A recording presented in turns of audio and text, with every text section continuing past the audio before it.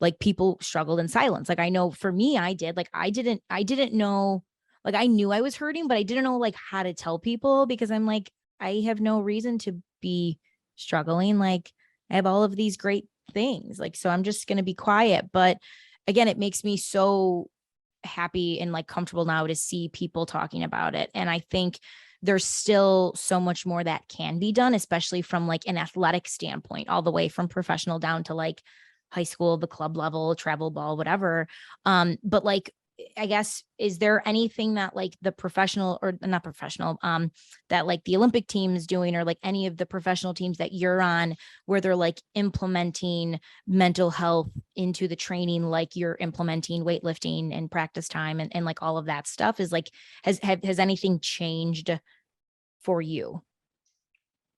So I'm not training with the national team currently. So I don't know their exact systems in place. We often work, sports teams work with sports psychologists, or sometimes they're just like psychologists that have sports focus or whatever. And they help with things on the court and like performance anxiety, stuff like that. Wait, is performance anxiety? Whatever. Okay. Yeah, same thing. And I never found that to be super helpful for me because I think that mental health is so deep and complex, that I am in the camp that if you're really, really struggling, you have to commit some serious time to talk therapy, to really find healing. And so I know that psychologists that have worked with the national team have said, you know what, I wasn't told this, but I think you're struggling with something deeper that needs to be, I cannot serve those needs. And I think the sports world is letting us down and letting professional athletes down in this respect. I think it's a great question. And I know most of my teams were not doing anything for mental health specifically. We worked with psychologists. We have these like meetings every once in a while, but the true resources and information that need to be spread, I do not think are being spread. One, because people don't know like what to do or say or help. Like coaches are not trained in mental health. And I think to your point about when you didn't, like you were kind of scared to tell people, well, I think that's very red. I think being scared to tell people that you're struggling is very natural, and I don't want to say warranted, but most people don't know what to tell you when you Yeah. say that. Like, oh, maybe you should talk to someone, but then no one knows how to find a therapist, like, Mhm. so I think that's where we really have a huge gap in the mental health world, is just like widespread information and resources. And how do I find a therapist? Where do I begin? Do I have to see a therapist? Could it be someone else? Can I see them virtual, in person? Like, these are all questions and answers that I don't think are being disseminated properly. Most of the staff that I have worked with in professional volleyball do not know much about mental health and what goes into it. I think, I was very candid and they all knew I was on medication and, et cetera, et cetera. And they'd always encourage like, oh yeah, Karsta sees a therapist. It's like, great. But it's not being talked about and it's not being aided. I mean, not every professional athlete is struggling like with their mental health. Some, do not, but like the most, or like a lot of the population, 1 in 3, a lot of people are struggling. And I just don't think that our world has adapted to this yet to really help these people find healing, because whether you are an athlete or, a low income person in a low income neighborhood, it's difficult sometimes to find the resources and find what you really need. I mean, I grew up in a white privileged home, and my parent and my dad was a physician, and I still did not find resources till I was 24. Like, that's insane, you know? Like, think about all the people who don't have my privilege, who don't have access to what I have.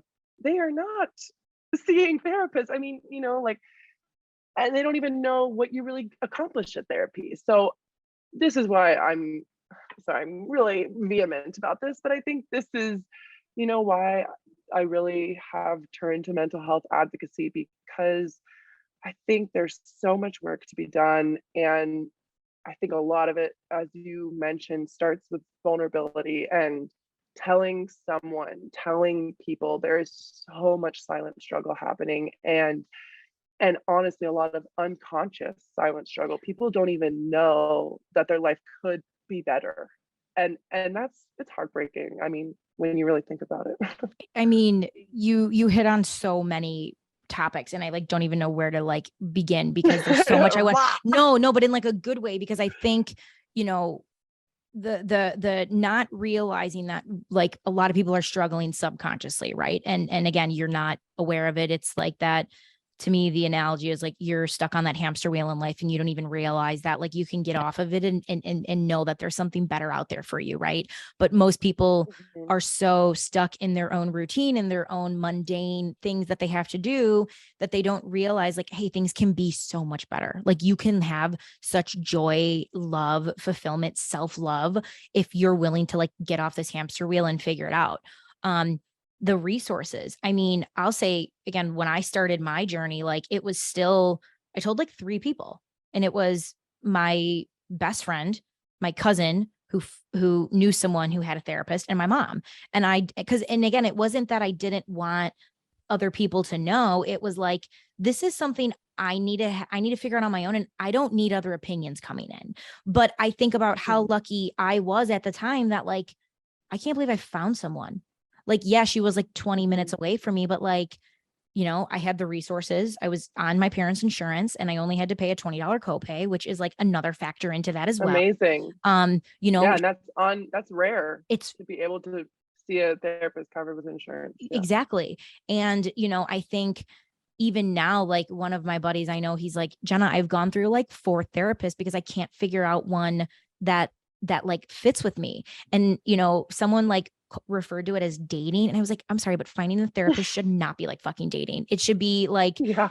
you know, figure out who you're It going should to be feel. like finding a doctor online. Yeah. That's it. Yeah. And I think again, like you talking about your privilege and the fact that like you had like your dad was a physician, it still took you long enough. And maybe it was because you were, you know, subconsciously struggling and like couldn't admit that to yourself. And I guess, you know, I don't know what the answer is, but I know in life, wherever there is a problem, there is always a solution. Right. And I think, you know, we are really letting not only athletes down, but I just think we're letting people down. And I go back to like, if we're letting all of these people down and we're letting them like who is struggling right now that needs the help, that is like going to change the world one day, or is going to make like a vibrant impact in their community that their community needs, right? Because I again, for me, I didn't feel like I could do anything until I figured out everything about me first. And by no means am I done, right? Like I'm still figuring my shit out, but I know that I've come a long way where I feel like I can now help people in a way that I couldn't before. But how do you give people the resources? What are the questions that we need to ask? What are the signs to look out for? How do we let people know that like vulnerability is actually like one of the bravest fucking things you can ever do in your life? Like literally. And again, I think part of being an athlete is like, I don't know if anyone said this to you, but I know it was said to me, but it was like, don't ever cry in front of your coach. Don't ever cry in front of your opponent. Don't let anyone see your weaknesses. And when that's beat into your head as a kid, you're just like, yes, soldier on, you know, like you have to. But then I'm suppressing that voice in me. So like, what good is that? You know? So again, it's like, there's so many things that like need to be done. And again, it's like having these conversations that we're having now is the first step. But I mean, God, vulnerability breeds vulnerability. So I just feel like the more people can show. And I think you just being open to having these conversations, like you don't know the people that you're impacting just by you being honest with yourself. And like, maybe it's someone listening to this and they're like, you know, Karsta Lowe is an Olympian and she's struggling and I can relate to her because of this. And like, okay, I'm going to try to find the resources and the tools now to do it because she's done it and she's still doing it. And who knows, maybe I can help, and or maybe it's going to help me too. And now I feel like I'm talking in circles, but like, I hope that like what No, I I said, love like it. is making any type of sense right now.